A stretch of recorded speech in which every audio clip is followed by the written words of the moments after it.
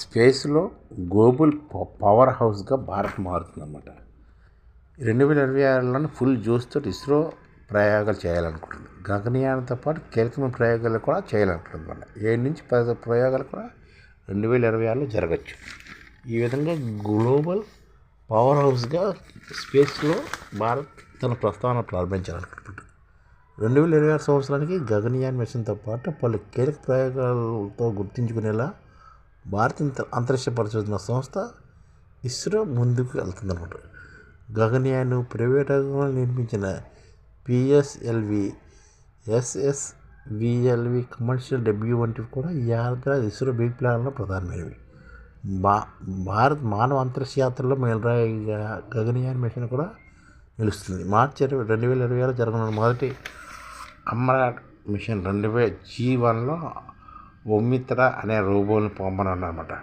Life support system, crew escape mechanisms, re-entry టెక్నాలజీని ఇది పరీక్షిస్తుంది. ఆ తర్వాత ఏడాది చివరిలో G2 మిషన్ జరుగుతుంది. ఈ రెండు విజయవంతమైతే 2027లో మానవులతో కూడిన మిషన్ సాధ్యమవుతుందని HAL కన్సార్టియం నిర్మించిన మొదటి పిఎస్ఎల్ విగ్రహం కూడా 2027లో ప్రయోగిస్తామన్నమాట. అంటే స్పేస్లోకి ఫస్ట్ G1లోని రోబోని పంపిస్తారు. తర్వాత ఎస్కేపింగ్ టెక్నాలజీ G2 మిషన్ కూడా జరుగుతుంది అన్నమాట. ఆ తర్వాత 2027లో మానవులను పంపిస్తారన్నమాట. అలాగే HAL కన్సార్టియం కూడాను మొదట పిఎస్ఎల్వి 2007లో ప్రస్తుతం. ఇది EOS 10O CCN3 సహా ఇండో మారిషస్ జాయింట్ శాటిలైట్ కూడా గ్రూప్ స్పేస్ లీప్ 1-2 వంటి పిల్లలు కూడా తీసుకెళ్తుంది. ఓషనోగ్రఫీ డేటా సేకరణకి ఇది ఉపయోగపడుతుందని చెప్తున్నమాట. 2026లో తన మొదటి డెడికేటివ్ కమర్షియల్ లేదా technology demonstration mission Mars satellite launch vehicle పైన కూడా చేపడుతుందన్నమాట. మార్చి 2026లోపు ఇది జరుగుతుందన్నమాట.